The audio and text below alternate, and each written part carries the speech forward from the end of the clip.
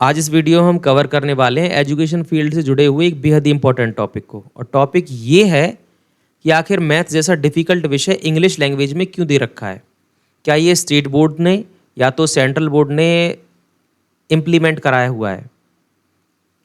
भारत सरकार की नई शिक्षा नीति 2020 के हिसाब से फर्स्ट टू फिफ्थ क्लास के जो बच्चे हैं उनको या तो हिंदी भाषा में या उनकी स्थानीय भाषा में शिक्षा दिए जाने का प्रावधान है।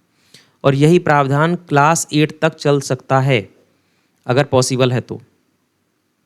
आप देखेंगे यूपीएससी जैसी डिफ़िकल्ट जो एग्ज़ामिनेशन है उनमें भी हमारे जो छात्र होते हैं, जो परीक्षार्थी होते हैं, उनके पास दो ऑप्शन होते हैं, या तो वो हिंदी भाषा या तो इंग्लिश भाषा को चुन सकते हैं अपने क्वेश्चन पेपर को चुनने में।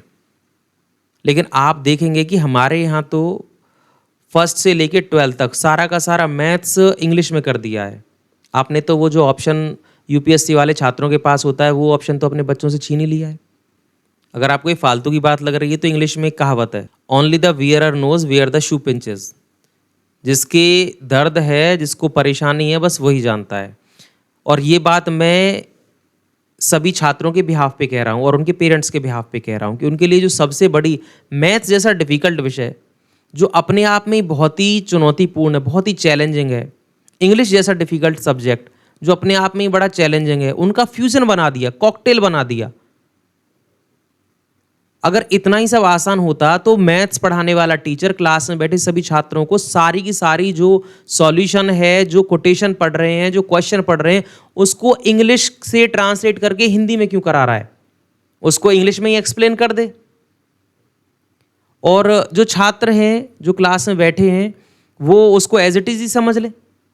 अगर टीचर ऐसा कर भी दे, क्योंकि टीचर्स के लिए तो हो सकता है कि वो इंग्लिश में एक्सप्लेन कर भी दें, लेकिन ये भी सब टीचर्स के लिए नहीं है कि अगर वो टीचर हिंदी में उन चीज़ों को एक्सप्लेन नहीं करेगा, मैथ्स की टर्मिनोलॉजी को हिंदी में नहीं बताएगा, तो क्लास में बैठे छात्र उस भाषा को समझ ही नहीं पाएंगे, उस क्वेश्चन का मतलब ही नहीं समझ पाएंगे। भारत सरकार जहाँ शिक्षा को सिंप्लीफाई करने की, आसान बनाने की कोशिश कर रही है, वहाँ पे ये एक बहुत बड़ी चुनौती अभी भी बनी हुई है।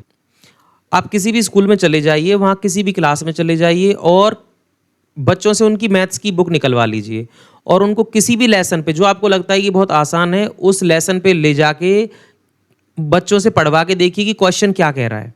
वो इंग्लिश को तो रीड कर देंगे लेकिन उसका मतलब नहीं समझ पाएंगे, तो भाई क्या फ़ायदा है। मैथ्स के तो अपने आप ही क्वेश्चंस हिंदी में इतने ट्रिकी होते हैं समझने में, इतने पजलिंग होते हैं, इतने चुनौतीपूर्ण हैं, तो इंग्लिश में कैसे समझेंगे। इंग्लिश तो ऐसी समझ में नहीं आ रही उनको। जो फाउंडेशन स्टेज है बच्चों की, जहाँ पे जो प्राइमरी क्लासेस होती हैं, वहाँ पे बच्चों को इंग्लिश में ही काउंटिंग और टेबल सिखाए जाते हैं। कोई समस्या नहीं है, लेकिन उनको हिंदी में भी सिखाया जाना चाहिए। मैं बस इतना कह रहा हूँ, क्योंकि जब बच्चों से पूछा जाता है कि 1 2 3 4 5 6 और इसको 100 तक ले जाएं, तो अगर उनमें से किसी भी नंबर को हम उनको बोलते हैं कि इसका हिंदी में क्या मतलब है, तो वो कहते हैं हमको नहीं सिखाया, हमको नहीं पता। आप सब इस बात को समझ पा रहे होंगे।